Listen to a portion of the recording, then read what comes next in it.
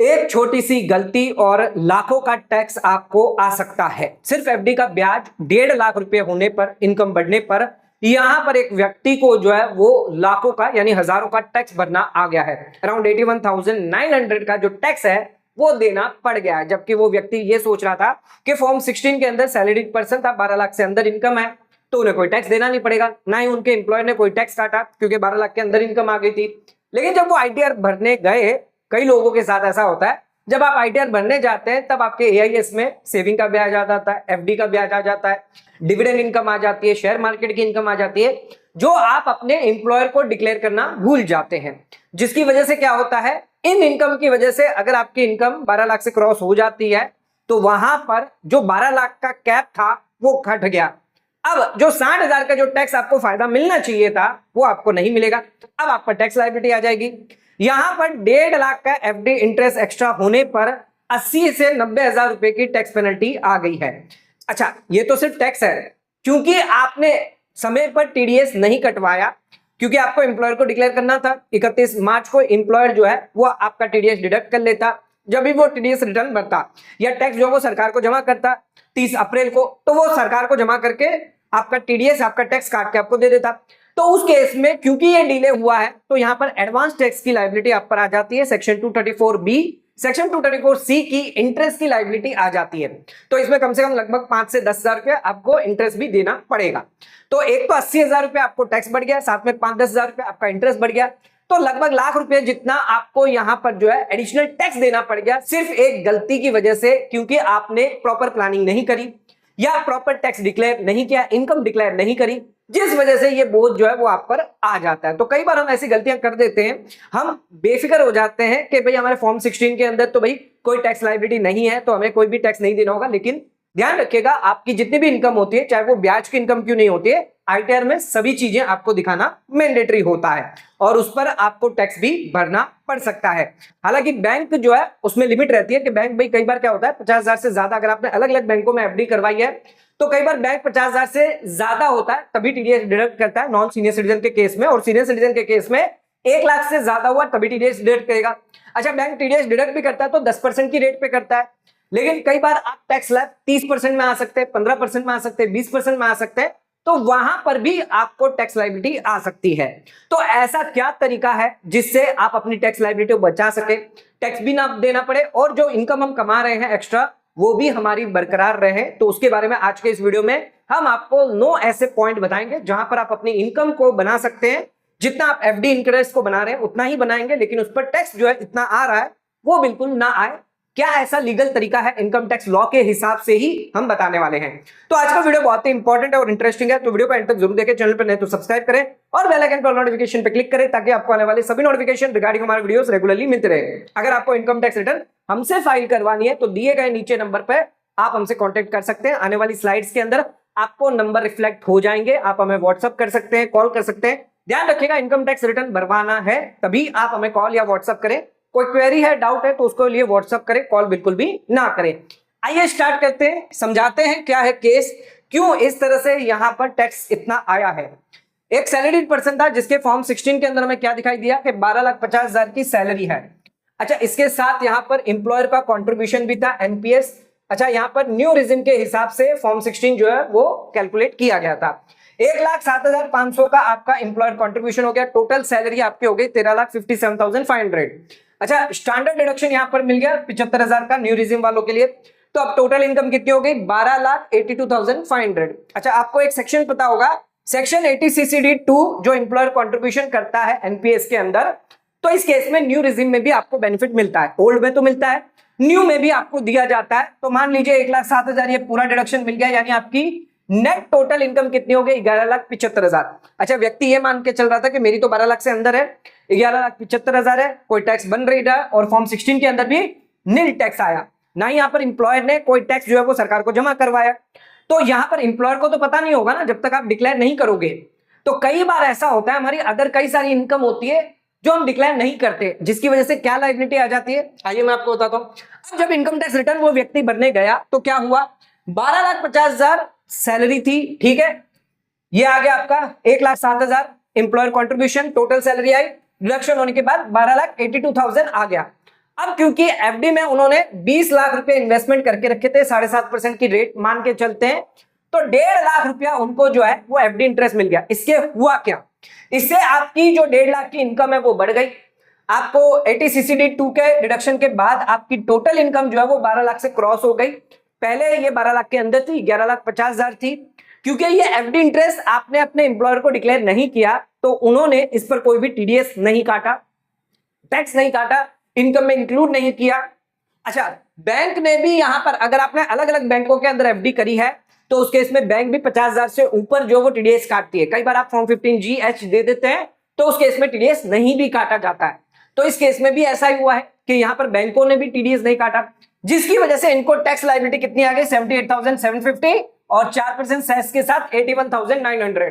साथ में 234B 234C का जो ब्याज है 6 से 7-8 हजार रुपए, वो भी साथ में आ जाएगा। लगभग 90,000 रुपए आ गए 1.5 लाख सिर्फ एफडी इंटरेस्ट कमाने के लिए। यानी एफडी इंटरेस्ट घर पर कितना आया, 20 लाख रुपए आपने इन्वेस्टमेंट किए थे और आपको 1.5 लाख पर 90,000 रुपए टैक्स देना पड़ गया, यानी कि 60-70 हजार रुपया ही सिर्फ आपके घर पे आया है।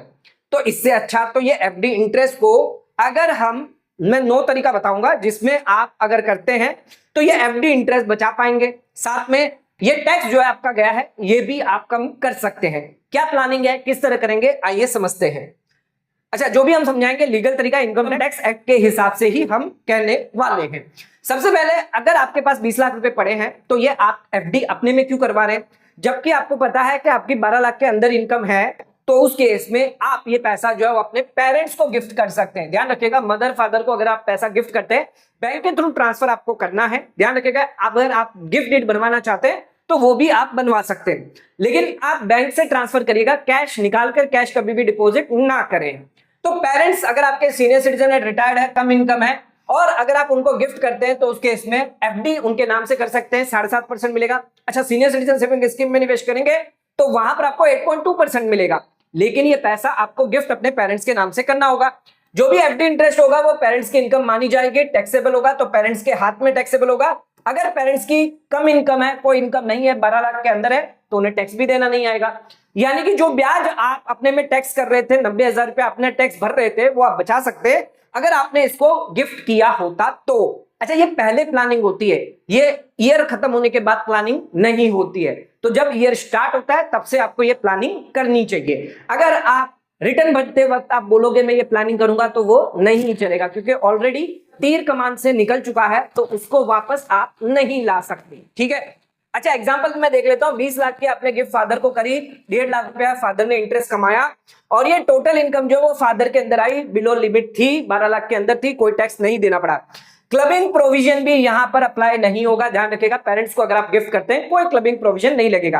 अच्छा, आप एक और चीज कर सकते हैं, आप मदर फादर को मेंटेनेंस दे सकते हैं, 30-40 हजार रुपया घर चलाने के लिए मेंटेनेंस देते हैं, वहां से अगर कुछ पैसा वो जोड़ लेते हैं, बचाते हैं, सेव करते हैं, तो उससे अगर एफडी करते हैं तो वो भी ब्याज आप में टैक्सेबल नहीं होगा। तो ये दूसरा तरीका है, आप उनको खर्चा दे सकते हैं।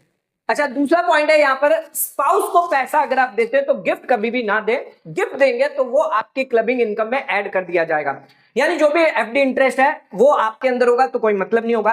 तो इसमें आप क्या कर सकते हैं, आप लोन दे सकते हैं। तो अगर आप अपने स्पाउस को क्या है गिफ्ट ना देकर लोन देते हैं तो उसके इसमें क्लबिंग प्रोविजन अट्रैक्ट नहीं होगा। अच्छा, लोन जब देंगे तो उसमें लोन एग्रीमेंट बनवा लीजिए, बैंक ट्रांसफर से आपको होना चाहिए, रीपेमेंट टर्म्स होने चाहिए कि कितने पीरियड में रीपेमेंट होना है, क्या होना है, और इंटरेस्ट क्लोज जो है वो भी आप रख सकते हैं। अच्छा, ध्यान रखिएगा, अगर आप अपने स्पाउस को लोन देते हैं तो वहां पर आप 6% का इंटरेस्ट इनकम जो है वो अपने में जरूर दिखाएं, क्योंकि कई बार जो इनकम टैक्स डिपार्टमेंट है वो फ्री लोन जो है वो अलाउ नहीं करता, तो उस केस में वो क्या करेगा, क्लबिंग कर देगा।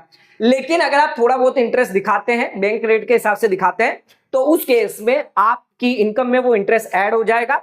और वाइफ के अंदर अगर ज्यादा ब्याज मिल रहा है, ज्यादा अगर स्टॉक मार्केट में निवेश कर रहे हैं, तो वहां पर वो ज्यादा इनकम कमा सकती है। तो वहां पर अगर उनकी 12 लाख से अंदर इनकम होगी, मान लीजिए कि अगर उनको शॉर्ट टर्म कैपिटल गेन ज्यादा हो गया, 1.5 लाख नहीं हुआ, 5 लाख 10 लाख रुपए हो गए, तो उस केस में सिर्फ वहां पर उनकी जो इनकम है उसके हिसाब से उन्हें टैक्स देना होगा। अच्छा, 4 लाख का बेनिफिट तो मिल जाएगा। उसके अलावा अगर लॉन्ग टर्म हुआ तो 1,25,000 का और फायदा मिल जाएगा। अच्छा, ओल्ड रिजिम में जाएंगे, अगर 5 लाख से कम हुआ तो 1 रुपया भी टैक्स देना नहीं पड़ेगा, 12,500 का आपको रिबेट भी मिल जाएगा। लेकिन अगर आपने सब यहां पर एक स्टॉक मार्केट में दिखा दिया, एफडी में दिखा दिया, तो आपको हायर टैक्स देना पड़ सकता है। तो ये भी एक तरीका है, वहां पर आप जो है कर सकते हैं। अच्छा, हालांकि 6% अगर आप दिखाने जाएंगे तो आपकी इनकम में बढ़ जाएगा। तो ऐसा कुछ हो कि जहां पर आपकी इनकम थोड़ी कम हो और 50,000 के अंदर अगर आप ब्याज करते हो, ऐसा कोई अरेंजमेंट होता है तो उस केस में आप कर सकते हैं। अदरवाइज अगर क्रॉस हो गया तो उस केस में मान लीजिए अगर ये 12 लाख, ये 11.5 लाख हमारा था, अगर ये 12,20,000 रुपए जितना हो जाता है, यानी कि 50-60,000 रुपए जितना आप इंटरेस्ट जो है वो लेते हैं, तो उस केस में आपको सिर्फ 20,000 रुपया टैक्स देना आएगा, 80-90,000 रुपया टैक्स देना नहीं आएगा।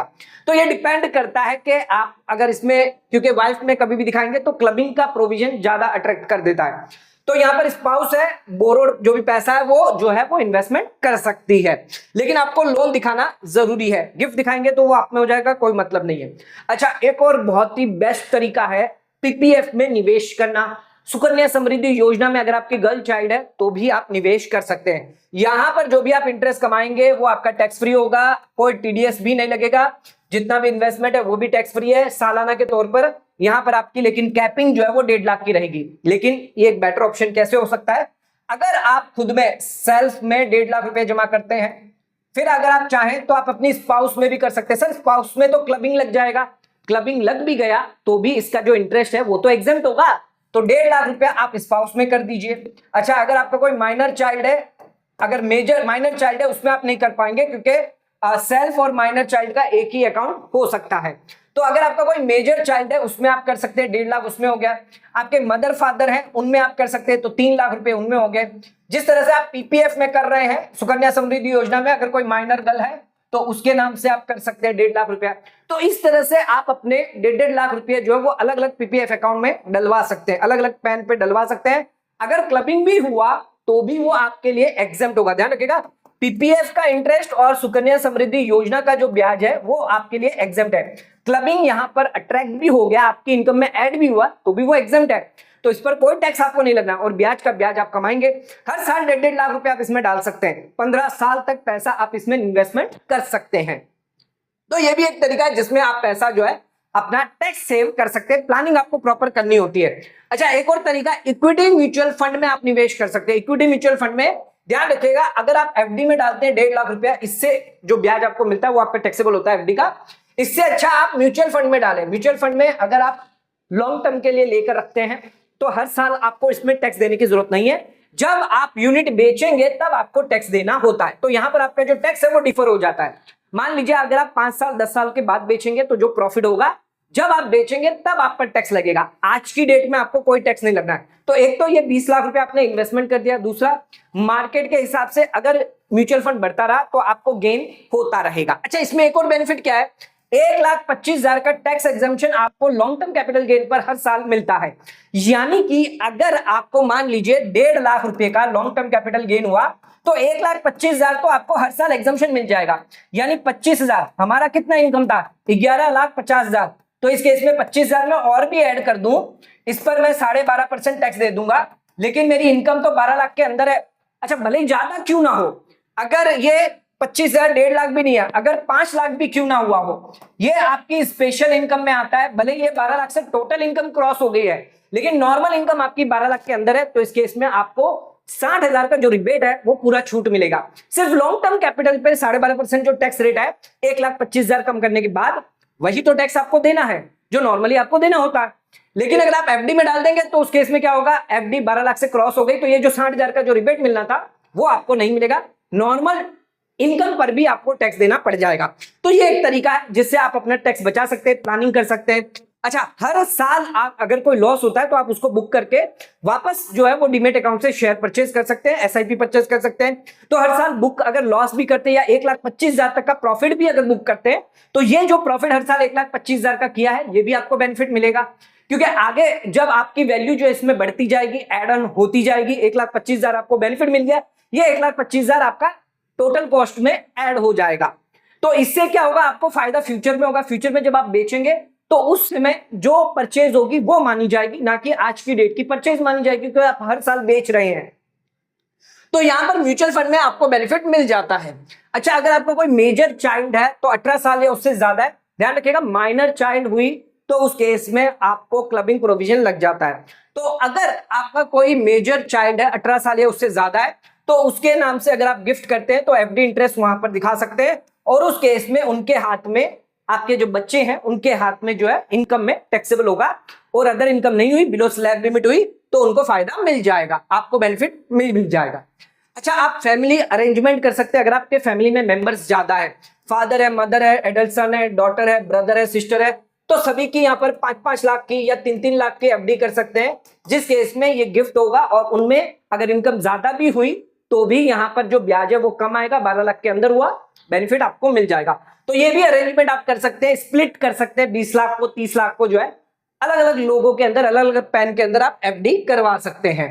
अगला आ जाता है, कई बार ये होता है कि हमारे पास लोन होता है 50 लाख का। अच्छा, इस पे मैं 9%, 10% जो है वो बैंक को इंटरेस्ट दे रहा हूं, और सामने क्या कर रहा हूं बेवकूफी, 20 लाख का मैंने एफडी कर दी और 7.5% जो है वो एफडी का इंटरेस्ट आ रहा है, जबकि आप यहाँ पर क्या दे रहे हैं, 9%, 10%। अच्छा, न्यू रिजिम में ध्यान रखिएगा, ये जो 9%, 10% दे रहे हैं इंटरेस्ट ऑन होम लोन, इसका फायदा भी आपको जो है किस तरह से मिलेगा। मान लीजिए अगर आपने ये प्रॉपर्टी जो वो रेंटल दी है, अच्छा रेंटल अगर 3 लाख रुपए का आ रहा है लेकिन आपका इंटरेस्ट जो है वो 5 लाख रुपए का है, तो इस केस में ये जो 2 लाख का लॉस है इसका फायदा आपको नहीं मिलता है। सेल्फ ऑक्यूपाइड प्रॉपर्टी हुई तो भी फायदा नहीं मिलता है। तो यहां पर ऐसा क्यों हम कर रहे हैं कि यहां पर एक तो लॉस हो रहा है, ब्याज एक्स्ट्रा दे रहे हैं, दूसरा इस पर जो भी इंटरेस्ट मुझे आएगा 80-90 हजार रुपया, मैं उस पर टैक्स भी दे रहा हूं, और ये 2% एक्स्ट्रा ब्याज भी, 2.5% जो एक्स्ट्रा ब्याज भी मैं खर्चा दे रहा हूं जिसका मुझे फायदा नहीं मिल रहा है। तो एक काम करते हैं, हम क्या करते हैं, ये 50 लाख का लोन है, हम 20 लाख के एफडी इसमें एडजस्ट कर देते हैं और अपना लोन कम करके 30 लाख का कर देते हैं। अच्छा, ये जो 30 लाख का जो लोन होगा, ब्याज होगा, अगर रेंटल पे है तो पूरा का पूरा ब्याज का फायदा मिल जाएगा, रेंट इनकम आपकी 0 हो जाएगी, और अगर सेल्फ ऑक्यूपाइड है तो उस केस में यहां पर आप पर ऑलरेडी जो 12 लाख के अंदर इनकम है वो क्रॉस नहीं होगी। तो ये ध्यान रखिएगा, आपको प्रॉपर प्लानिंग करनी है। अगर आपका कोई लोन चल रहा है, होम लोन चल रहा है, तो 20 लाख रुपए आप एफडी ना करके अपने लोन को पे ऑफ करें, ताकि जो लोन इंटरेस्ट है वो कम हो जाए।